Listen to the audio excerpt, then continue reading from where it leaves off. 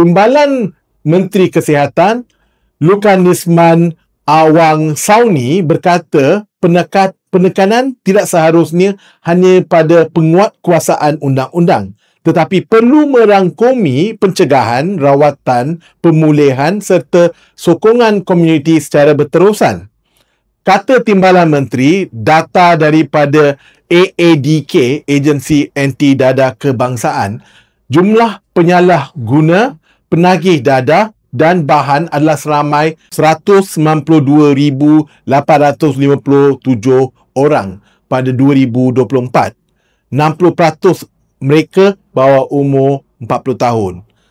Penasihat Yayasan AIDS Malaysia, Profesor Dr. Adiba Kamaruzaman merasakan pendakwaan kriminal terhadap mereka yang hanya bergelar pengguna tidak membantu usaha untuk memulihkan ketagihan mereka.